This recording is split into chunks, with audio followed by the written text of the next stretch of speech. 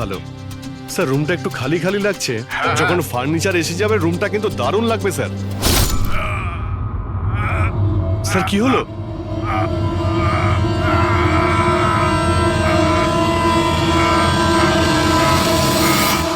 ও no sir! কি আরে হয়েছে? ভাই, স্যারকে কেউ ছুরি মেরে দিয়েছে।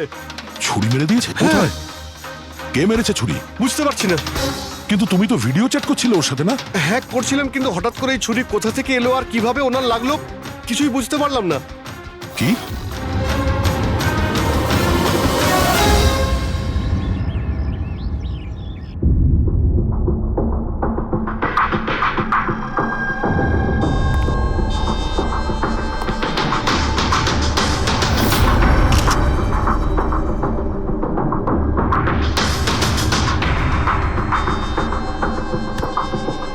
তুমি ঠিক আছো? হ্যাঁ ভাই,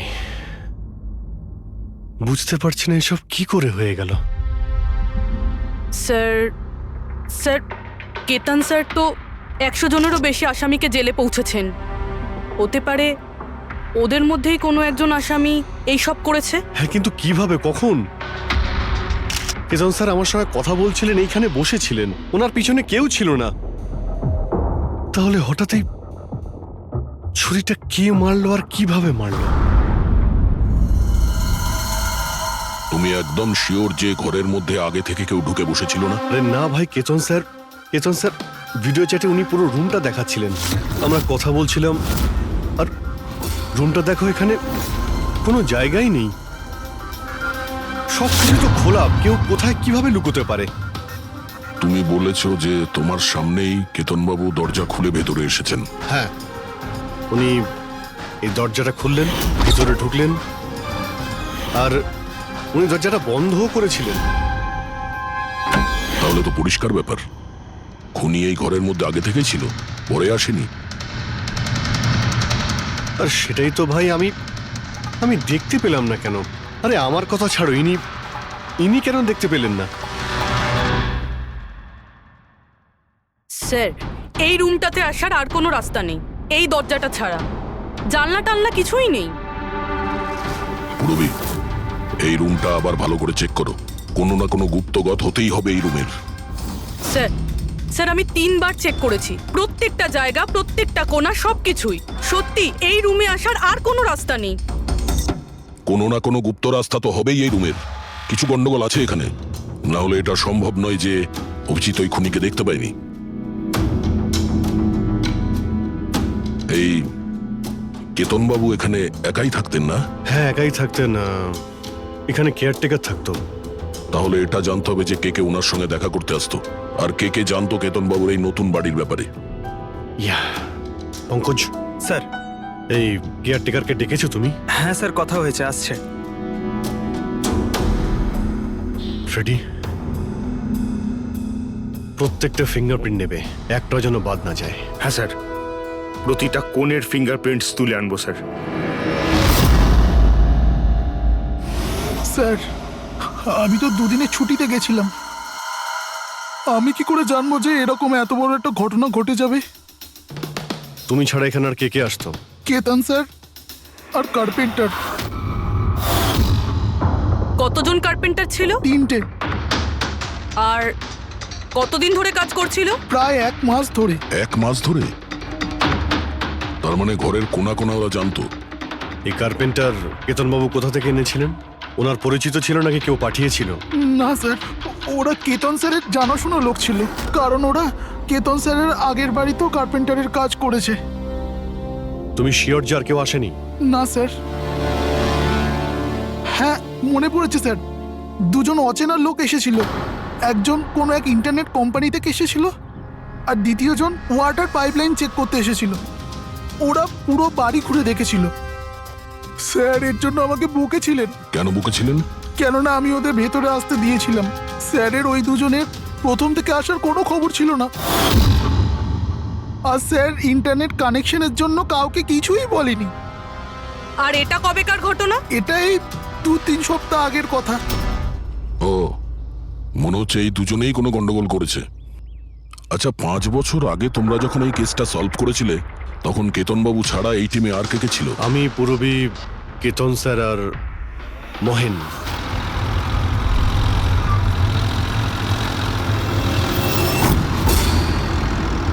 ওই মহিলার প্রাণের ঝুঁকি আছে আর ওইখানে আশেপাশেই আছে। হ্যাঁ স্যার, তাড়াতাড়ি পৌঁছে যাব। আর 15 মিনিট লাগবে ওই ওয়ার হাউস, আমরা এসেই গেছি।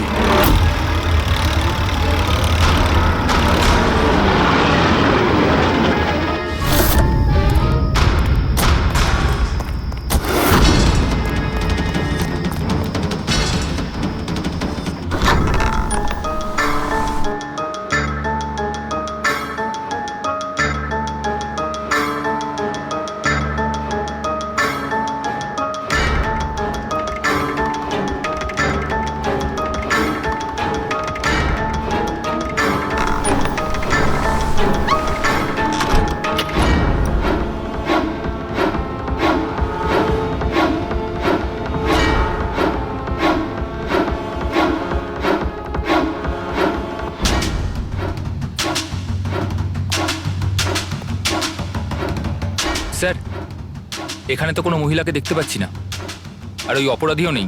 ওটা কোনো মিথ্যে কল ছিল না তো? কোনো কারণ তো হবেই যে কেউ আমাদের ফোন করে এখানে ডাকলো, আর সেই কারণেই আশেপাশেই আছে।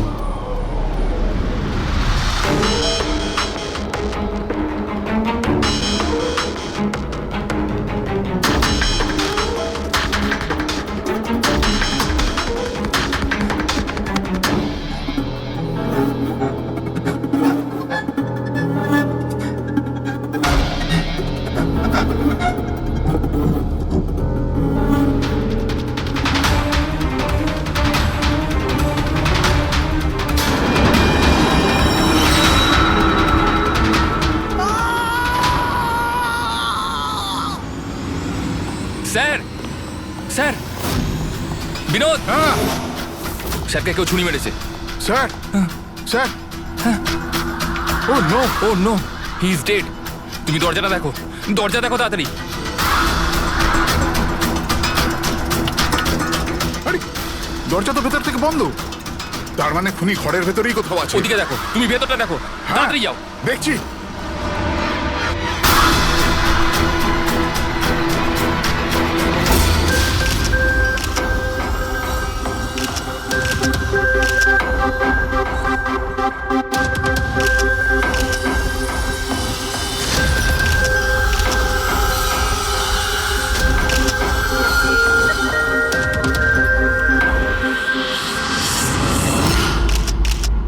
তাহলে এখানে কেউ ছিল না? হ্যাঁ স্যার, সত্যি বলছি, এখানে মেহেন স্যার আর আমাদের ছাড়া আর কেউ ছিল না।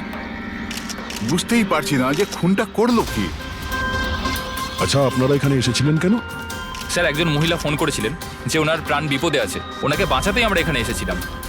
কিন্তু এখানে তো কোনো মহিলা ছিলই না, আর ফোনটাও একটা প্রাইভেট নম্বর থেকে করা হয়েছিল। আচ্ছা, এগুলো একটা ষড়যন্ত্র, প্ল্যান করে করা ষড়যন্ত্র। স্যার, এই যে এখানকার ওয়াচম্যান স্যার। তুমি গোডাউন কটায় বন্ধ করেছিলে? স্যার, রাত 10টার সময়। সেই সময় এখানে কেউ ছিল? না স্যার, ভালো করে চেক করেছিলাম, কেউ ছিল না। আপনারা এই রুমের দরজাটা খোলা রাখেননি তো ভেতরে আসার পরে? না, ভেতরে ঢুকতেই আমরা সবার আগে দরজাটা ভেতর থেকে বন্ধ করে দিয়েছিলাম। স্যার, খুন হওয়ার পরেও আমরা দরজা চেক করেছিলাম, ভেতর থেকে বন্ধই ছিল। খুনি আগে থেকেই ভিতরে ছিল, কেতন স্যারের বাড়ির মতো। একটাই দরজা যেটা বন্ধ ছিল, আর কোনো জানালা নেই। তাহলে খুনি গেল কোথায়? স্যার, আবারও একজন এমন অফিসারের খুন হয়েছে যাকে আমরা চিনি। আমার মনে হচ্ছে খুনিকে আমি চিনি। অভিজিৎ, তুমি কি করে খুনিকে চিনবে? তুমি তো দেখোইনি খুনিকে। পার বুঝে গেছি স্যার, আপনি কার দিকে ইঙ্গিত করছেন।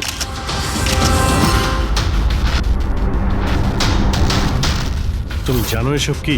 হ্যাঁ, এটা এশিয়ার নামকরা ক্লাসিক আর্টওয়ার্ক, কিন্তু এসবের এই কেসের সঙ্গে কি সম্পর্ক? যেটাকে তুমি এশিয়ার বিখ্যাত আর্ট ওয়ার্ক ভাবছো, সেটা আর্ট ওয়ার্ক ঠিকই, কিন্তু অরিজিনাল নয়।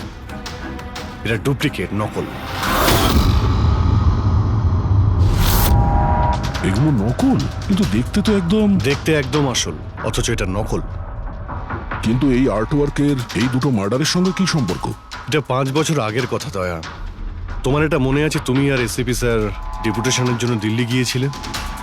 সেই সময় কিছুদিনের জন্য আমি আর পুরবী একটা কেসে ক্রাইম ব্রাঞ্চের হয়ে কাজ করেছিলাম। হ্যাঁ হ্যাঁ হ্যাঁ, কিছু কিছু মনে পড়ছে। এটা সেই কেস না যাতে কেউ নকল আর্টওয়ার্ক বানিয়ে সেটাকে বেশি দামে বেচার চেষ্টা করছিল? কারেক্ট। এই আর্টওয়ার্ক সেই বানিয়েছে, মিখেল। ওর নাম মিখেল।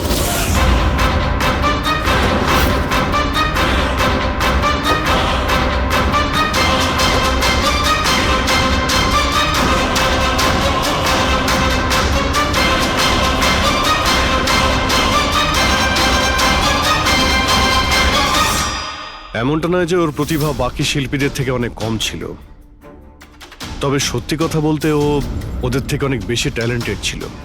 আর সেই জন্যই হয়তো ও একদিন ভেবেছিল যে অরিজিনাল পেন্টিং তো সবাই বানাতে পারে, কিন্তু অরিজিনালের মতো সেম কপি বানানো সবার পক্ষে সম্ভব নয়।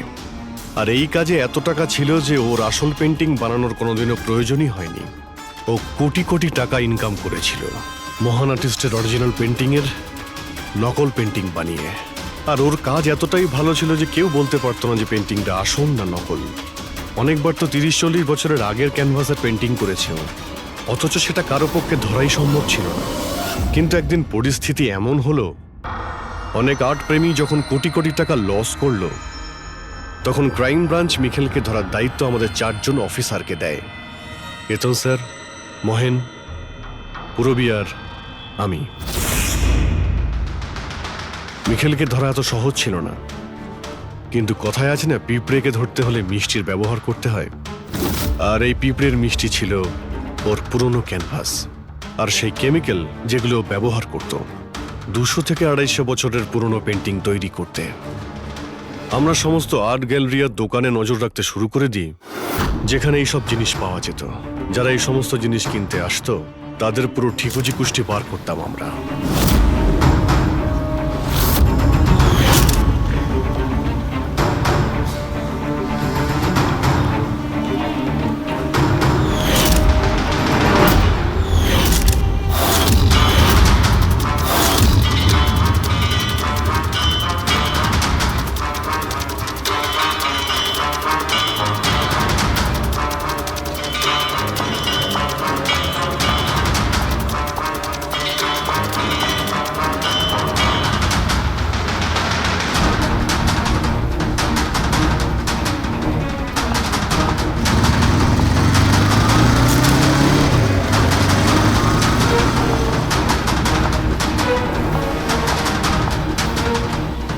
যতগুলো ছবি পাঠাচ্ছি প্রত্যেকের ডিটেলস আমার লাগবে।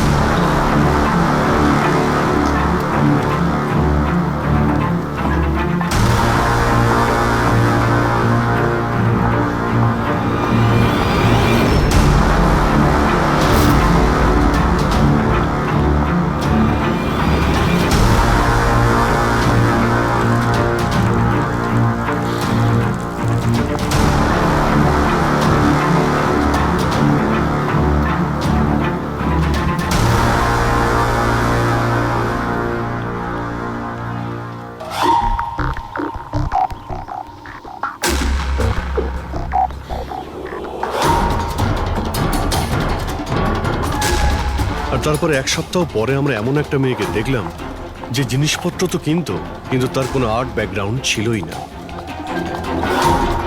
নিশ্চয়ই কোনো গন্ডগোল আছে স্যার। এই মেয়েটা ব্যাংকে কাজ করে, এর এই জিনিসগুলো কেন প্রয়োজন পড়ে, তাও আবার প্রত্যেক দ্বিতীয় দিন? হ্যাঁ স্যার, এই মেয়েটার প্রবলেম তো আছে মনে হচ্ছে।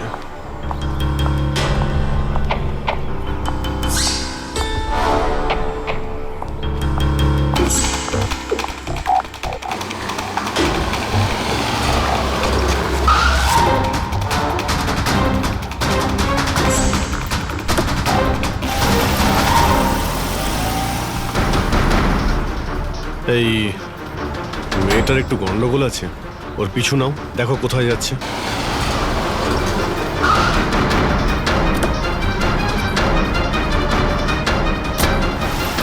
স্যার আমি ওকে 3 দিন ধরে ফলো করেছি, কিন্তু কিছু জানতে পারিনি। কারণ ও এই সমস্ত জিনিস নিয়ে ওর বাড়ি চলে যেত, কিন্তু 4র্থ দিন ও অন্য কোথাও গেল।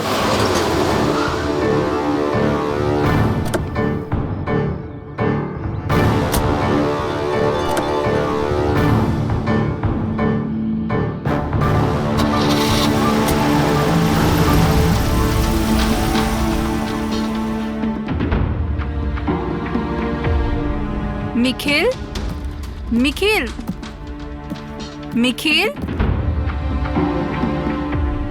নিখিলও না, এখনো লাঞ্চটাও করেনি।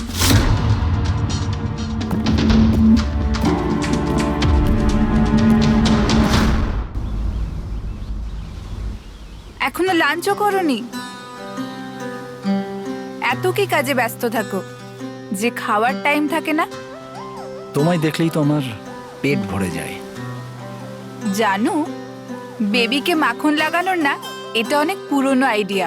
মাখন নয়, সত্যি বলছি, তোমার মতো ভালোবাসতে পারে এমন জীবনসাথী কোথায় পাবো আমি, যে আমার জন্য নিজেকেও বিপদে ফেলতে পারে। আমি তো তোমার জন্য নিজের জীবনটাও দিতে। খবরদার, এরকম কথা যদি আরেকবার তুমি বলেছ, যদি তোমার কিছু হয়ে যায় না, আমি এই দুনিয়াটাকে আগুন লাগিয়ে দেবো। এত ভালোবাসো আমায়? নিজের থেকেও বেশি। যদি আমি কিছু চাই, তুমি আমায় দেবে? আমি জানি তুমি আমার থেকে কি চাইবে, যে আমি কেন সবকিছু ছেড়ে দিচ্ছি না। জানোই যখন, তাহলে তুমি কেন ছেড়ে দাও না?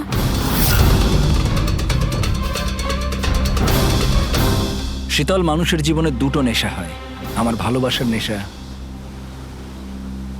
তুমি পূরণ করো, আর আমার দ্বিতীয় নেশা শিল্পীর, যেটা আমার কাজটাকে পূর্ণ করে। এই দুটোর মধ্যে একটাও যদি আমার থেকে দূরে যায় না, তাহলে আমি অসম্পূর্ণ থেকে যাব। আর আমি চাই যে ইতিহাস আমায় সব থেকে ভালো স্বামী আর সব থেকে ভালো আর্ট চোর হিসেবে মনে ব্যাস রাখে। নিখিল, অনেক ইতিহাস লিখেছো, বাকি জীবনটা জেলেই কাটিও।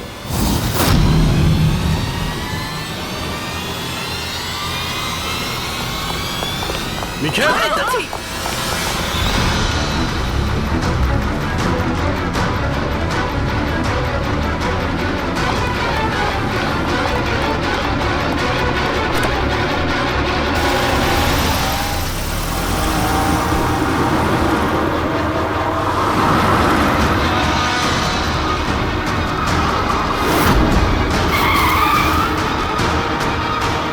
প্লিজ আমার কথা শোনো, জেদ করো না, নিজেকে আইনের হাতে তুলে দাও প্লিজ। না, আমি করব না।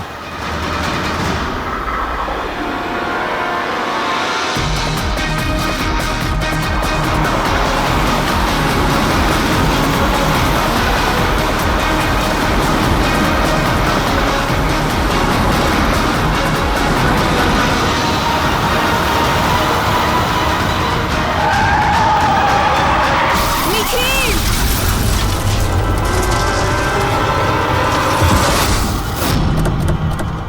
শীতল, নিখিল দাঁড়া, বলছি, দাঁড়া, শীতল, দাঁড়া।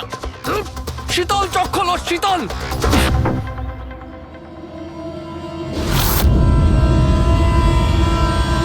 She is dead sir.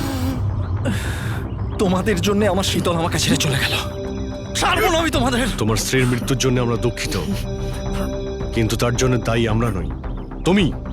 না তুমি অপরাধের রাস্তায় হাঁটতে, আর না তোমার পাপের শাস্তি তোমার স্ত্রীকে ভোগ করতে হতো। কাজের শাস্তি কে পাবে এটা ভবিষ্যৎ বলবে। ওর 5 বছরের শাস্তি তো এতদিন শেষ হয়ে গেছে, কিন্তু ওর স্ত্রীর মৃত্যুর প্রতিশোধের আগুন হয়তো ওর মনের ভিতরে এখনো জ্বলছে। মানে কেতনবাবু আর মেহেনের পরে ওর টার্গেট এখন পুরবি আর তোমার ওপর। কারেক্ট।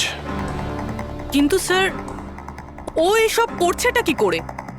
কারণ নজরে পড়ছে না কেন? এবার এই রহস্যের পর্দা তো মিখেলই তুলতে পারবে। ও তোমার আর আমার কোনো ক্ষতি করার আগে মিখেলকে আমাদের ধরতেই হবে। স্যার, স্যার কেতন বাবুর বাড়ি থেকে যে ফিঙ্গারপ্রিন্টসগুলো পেয়েছিলাম, হ্যাঁ, ওটা কারোর সঙ্গে ম্যাচ হয়েছে? স্যার ওই ওয়াটার পাইপলাইনে যে কাজ করে সে নির্দোষ হলেও যে লোকটা ইন্টারনেটের কাজ করে সে খুব গোলমেলে। এই ইন্টারনেটের লোকটা কে? Sir Ramen sir. Sir sir পুরনো পাপি স্যার।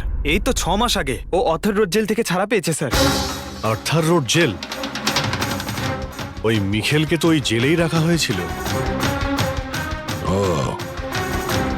তার মানে ওই জেলেই এই অপরাধের প্ল্যানিংটা করা হয়েছিল, মিখেল আর ওই রমন যোগ মিলে নিয়ে। তুই নিশ্চয়ই আবার জেলে যেতে চাইবি না? না স্যার, আমার দ্বিতীয়বার জেলে পাঠাবেন না স্যার। যদি আজ আমি মিখেলকে না পাই তাহলে তোকে এখানেই পুঁতে দেবো। না স্যার, মিখেল আমার সাথে এখানেই দেখা করতো, এখানেই দেখা করতো। আমি সেখানেই নিয়ে যাচ্ছি আপনাদের। আমার মিখেলকে চাই, ব্যাস। হ্যাঁ স্যার, ওখানেই নিয়ে যাচ্ছি আপনাদের।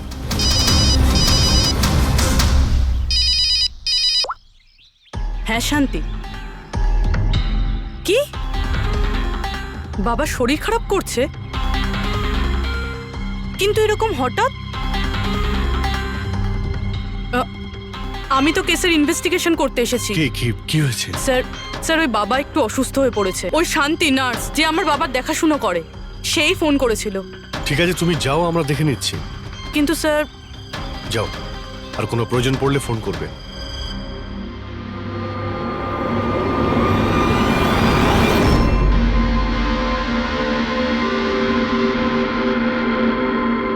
কি হলো স্যার? ফ্রেডি, আমি এটা ভাবছি যে আমাদের এই সিআইডির কেরিয়ারে আমরা অনেকেই ক্লোজ রুম মার্ডার সমাধান করেছি, কিন্তু তাদের মধ্যে একটা কেসও এরকম ছিল না। হ্যাঁ স্যার, এর আগেও এরকম ঘর বন্ধ থাকার কেস এসেছিল। কোথাও না কোথাও তো গোপন রাস্তা খুঁজে পাওয়াই যেত খুনির আসার এবং যাওয়ার জন্য। হ্যাঁ, হয়তো রুমের মধ্যে কোনো গুপ্ত পথ থাকে, না হলে রুমের মধ্যে কোনো রাস্তা বানানো হয় খুন করার জন্য।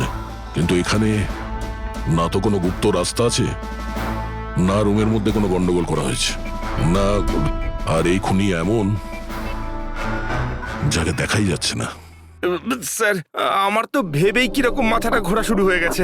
খুনিকে দেখা যাচ্ছে না কেন? অনেক বছর আগে আমি একটা সিনেমা দেখেছিলাম যেখানে হিরো একটা গ্যাজেট লাগিয়ে অদৃশ্য হয়ে যেত, কিন্তু ওটা তো সিনেমা ছিল না স্যার। হ্যাঁ, ওটা তো সিনেমা ছিল, কিন্তু এটা তো বাস্তব জীবন। স্যার, কি ভাবছেন আপনি? এটাই ভাবছি, এর মধ্যে কোন জিনিসটা আমি বুঝতে পারছি না।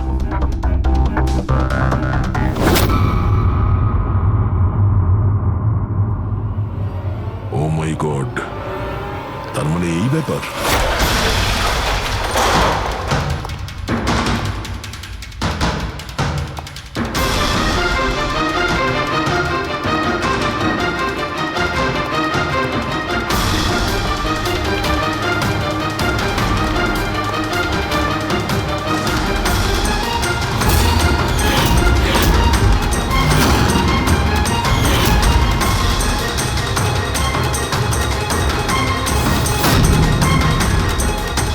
দিন ধরেই আমাদের 4 জনকে ফলো করছিল, আর তুই ওকে হেল্প করছিলি এই সমস্ত কাজে?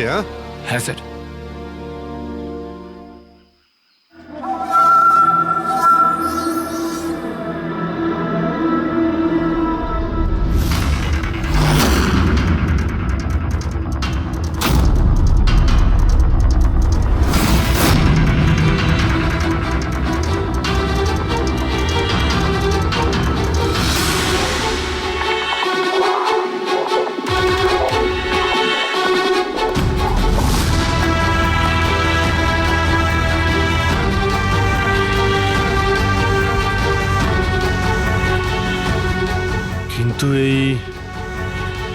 ওয়ালপেপার, ফার্নিচার, এসবের ছবি কেন নিয়েছিলি? হ্যাঁ, ও মিখেল যেমন যেমন বলেছিল আমি সেরামই ছবি নিয়েছিলাম স্যার। ব্যাস, আমি শুধু জানতাম না এই ছবিগুলো নিয়েও কি করবে স্যার।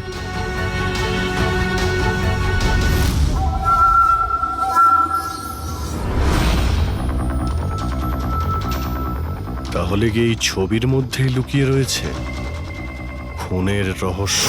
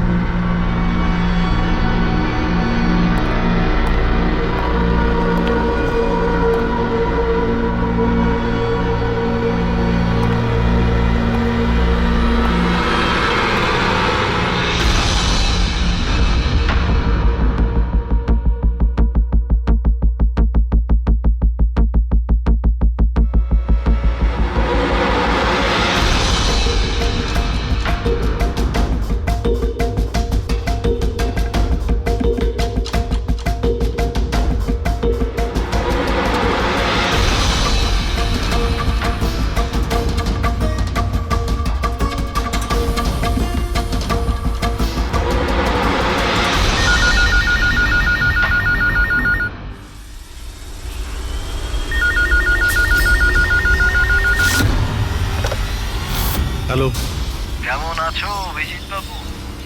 মিখেল। এতদিন পরেও তুমি আমার গলার আওয়াজ ভুলোনি। এমনিতে আমি জানতাম যে তুমি আমার বাড়ি পর্যন্ত নিশ্চয়ই পৌঁছবে। ইন্টেলিজেন্ট তুমি, কিন্তু সরি, তোমাকে স্বাগত জানাতে আমি বাড়িতে ছিলাম না। তোকে স্বাগত তো জানাবে সিআইডি, যখন আমরা তোকে আরেকবার ধরে জেলে নিয়ে যাব। জেল তো আমি তখন যাব না যখন তোমাদের নজরে আমি আসব। তার আগে এই ধাঁধাটা তো সমাধান করো যে আমি তোমাদের এমনিতে নজরে কেন আসছি না। কি হলো, কি ভাবনায় পড়ে গেলে? হ্যাঁ, আমি জানি তুমি ইন্টেলিজেন্ট, কিন্তু এতটাও ইন্টেলিজেন্ট নও যে এই কেসটাকে সমাধান করো। কেসটা তো তোমার আর পুরবীর মৃত্যু দিয়েই শেষ হবে। মিখেল, রাগ নয় অভিজিৎ বাবু, রাগ করে কেন নিজের বিপি বাড়াচ্ছ?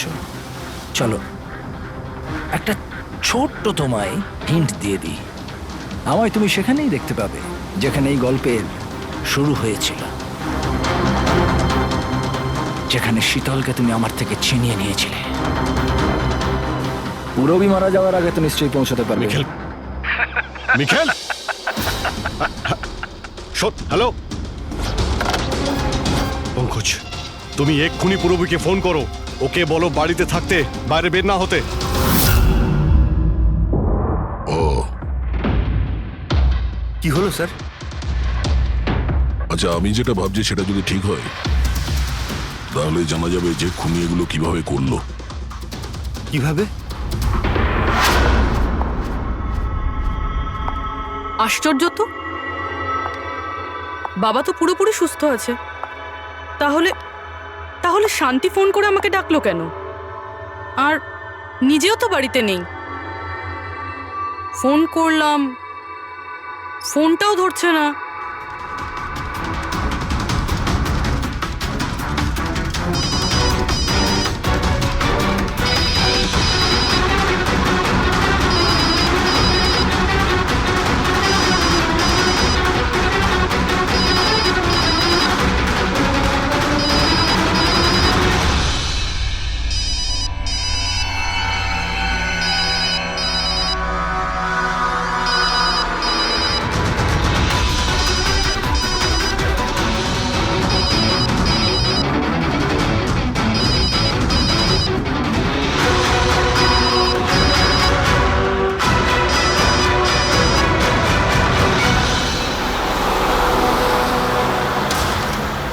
স্যার, এই পুরবী তো ফোনই তুলছে না। কি ফোন তুলছে না? কোনো প্রবলেম নেই তো? স্যার, মিখেল ওর কাছে পৌঁছে যায়নি তো? হতে পারে ওই যে ফোনটা এসেছিল ওর বাড়ি থেকে ওর বাবার শরীর খারাপের ব্যাপারে, হতে পারে ফোনটা মিখেলই করেছিল। স্যার, পুরবীর কিছু হবে না তো? আশা করছি আমরা সময় মতো পৌঁছে যাব। যদি পুরবীর কিছু হয় তাহলে না,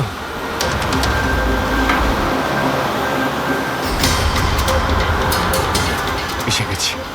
এটা সেই জায়গা যেখানে মিখেলের ওয়াইফ মারা গিয়েছিল।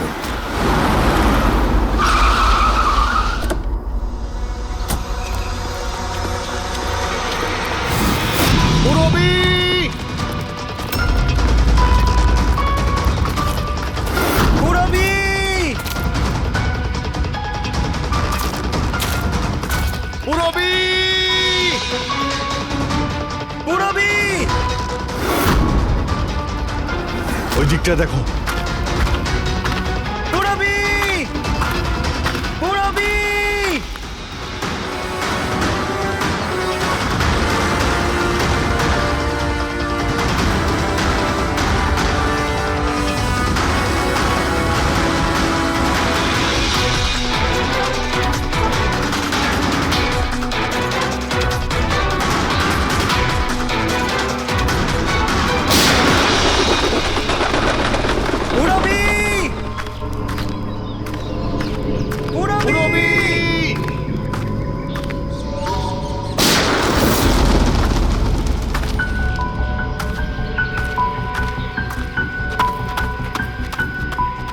স্যার, হ্যাঁ পঙ্কজ, জানি না স্যার কে গুলি চালালো। রবিকে পেলে? পুরবি ওখানে স্যার।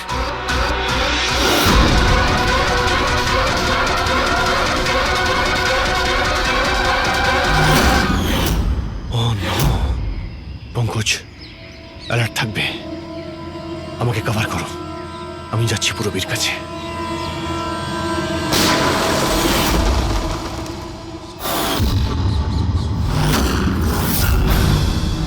ভয় পেও না অভিজিৎ, এখনো ও মরেনি।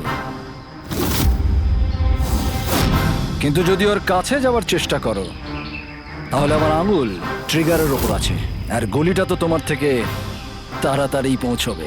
মিখেল, গুলি চালিও না। দেখো, তুমি প্রতিশোধ নিতে চাও তো?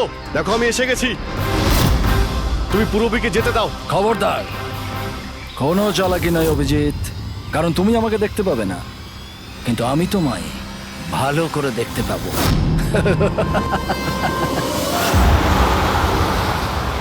অভিজিৎ, আমার কথা মন দিয়ে শোনো, তুমি একদম রিঅ্যাক্ট করবে না। তুমি এই মিখেলকে দেখতে পাবে না। তুমি আর কেতনবাবু, ওকে কেতনবাবু স্টাডি রুমে দেখতে পাওনি। মাহান ওকে আর্ট ওয়্যার হাউসে দেখতে পাইনি। পুরবী নিজে ওকে ওর ঘরে দেখতে পাইনি। কেন? কারণ ওকে দেখা সম্ভব নয়। ও যেখানে যেখানে অন্যায় করে সেখানকার কোণে কোণে ও লুকিয়ে পড়ে। ওই রুমে, ওই ডেকোরেশনে ও এমন ভাবে লুকিয়ে পড়ে কেউ বলতেই পারবে না যে ও আর্ট পিস না একজন মানুষ। কেতনবাবুর রুমে ও ও ওয়ালপেপার হয়ে গেছিল, ওয়ালপেপার।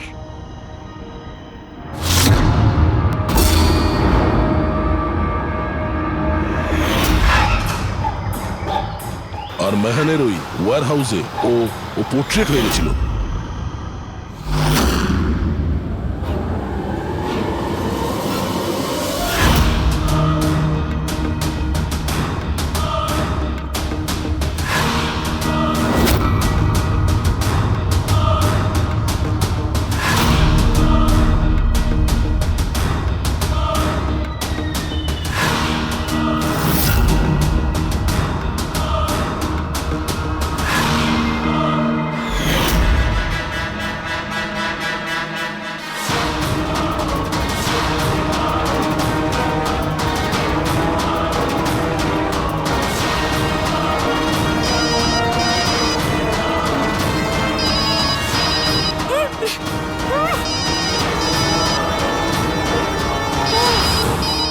এটা আমি তখনই বুঝতে পারলাম যখন ওয়্যার হাউসের ক্রাইম সিনের ফটোগুলো আমি দেখলাম। তখনই আমার নজর ওই পোর্ট্রেটের আঙুলের উপর গেছিল।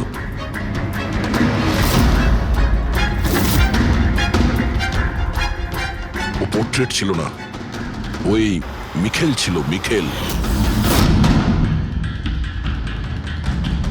ওকে দয়া, পঙ্কজ সাবধানে, পঙ্কজ সাবধানে, জঙ্গলে লুকিয়ে আছে।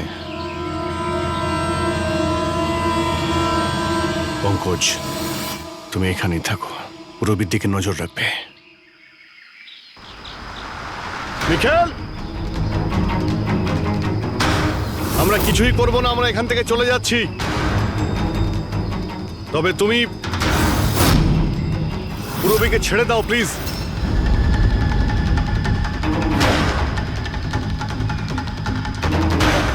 দেখো, এসব করে আর কোনো লাভ নেই। আমি এখানে এসে গেছি, তুমি তুমি বলো কোথায় যেতে হবে, আমি চলে যাচ্ছি। বাস আগে এগোবে না অভিজিৎ, আমার সাথে গেম খেলা বন্ধ করো। ঠিক আছে ঠিক আছে, গুলি চালিয়ে কোনো লাভ নেই, আমরা এখান থেকে চলে যাচ্ছি। কিন্তু তুমি তুমি কি চাও মিখেল? যা কিছু হয়েছিল সেটা তো হয়ে গেছে, কিন্তু এসব করে তুমি কি পাবে? হ্যাঁ,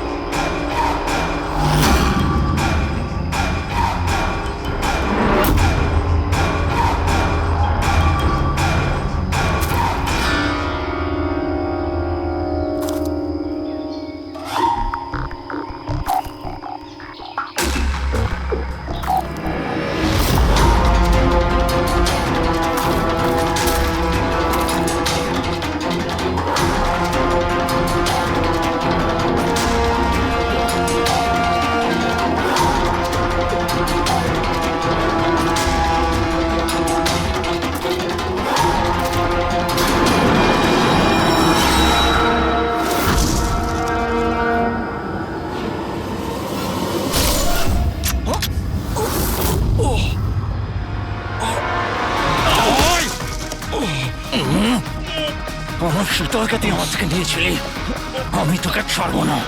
আয়, আমার শীতলকে দূরে করেছিলি।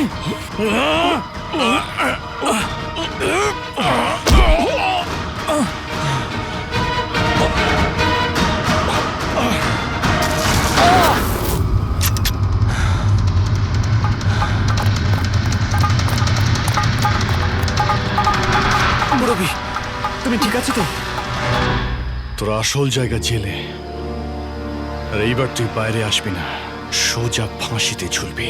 আমার বউয়ের জ্বলন্ত চিতা দেখে আমি শপথ নিয়েছিলাম যে যতক্ষণ না তোমাদের চারজনকে আমি শ্মশানে পাঠাবো, না বেঁচে থাকবো না মরবো।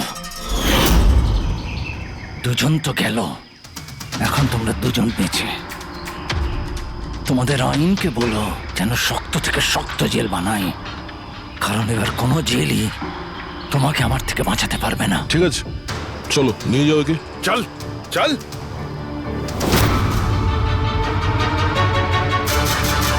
আসবো, ফেরত আসবো।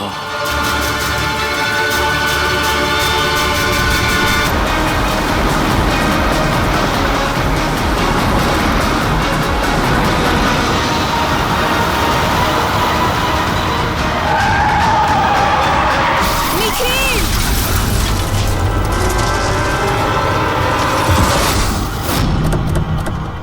শীতল, মিখেল দাঁড়া, দাঁড়া, শীতল, দাঁড়া।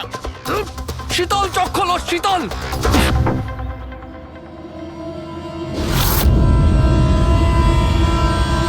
She's dead, sir. তোমাদের জন্য আমার শীতল আমাকে ছেড়ে চলে গেল। ছাড়বো না আমি তোমাদের। তোমার স্ত্রীর মৃত্যুর জন্য আমরা দুঃখিত, কিন্তু তার জন্য দায়ী আমরা নই, তুমি। না তুমি অপরাধের রাস্তায় হাঁটতে, আর না তোমার পাপের শাস্তি তোমার স্ত্রীকে ভোগ করতে হতো। কাজের শাস্তি কে পাবে এটা ভবিষ্যৎ বল। কি ব্যাপার অভিজিৎ, খুব অস্থির দেখাচ্ছে, কি হয়েছে? আরে ভাই, ওই একটা ভিডিও কল আসবে, তার জন্যই ওয়েট করছি। Video call? এর আগে তোমাকে কখনো ভিডিও কলে কথা বলতে দেখিনি। কোনো বিশেষ ব্যাপার কি? আরে ভাই, তুমিও না প্রত্যেকবারই। আরে তেমন কিছু নয়। আরে আমাদের কেতনবাবু ছিলেন না, ওই ক্রাইম ব্রাঞ্চের। হ্যাঁ হ্যাঁ, কেতনবাবু মনে পড়েছে। আরে উনি বললেন যে 12:30টার সময় আমার সঙ্গে ভিডিও চ্যাট করতে চান, আমায় সারপ্রাইজ দেবেন, সেই জন্যই ওয়েট করছি। ও স্যার কেমন আছেন? কেতন স্যার।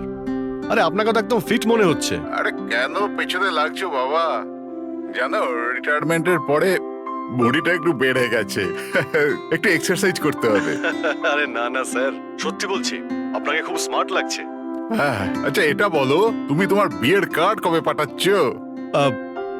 আরে স্যার আপনিও না, দেখুন স্যার আপনি সিনিয়র, আপনি আগে করবেন তারপরে আমি করব। আমি লাইন ভেঙে আগে কি করে যাব স্যার? হ্যাঁ আরে ভাই, নতুন বাড়ি কিনেছি, ব্যাস ওরে বাড়ির মাল কিনে চলে আসবে। না হলে এই বয়সে আর কে মেয়ে দেবে বলো?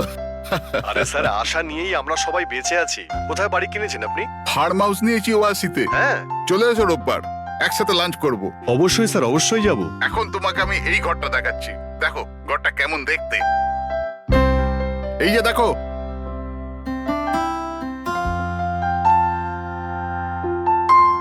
এবার আমি তোমাকে দেখাবো আমার স্টাডি রুম।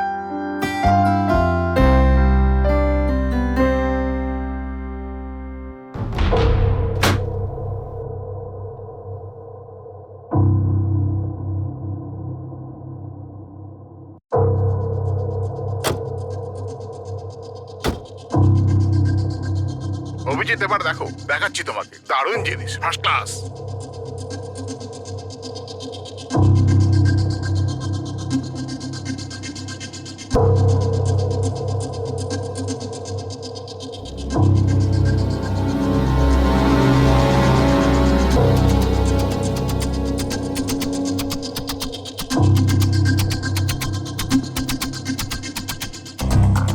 দেখলে অভিজিৎ, এটা হলো আমার স্টাডি রুম। স্যার খুব ভালো হয়েছে, খুব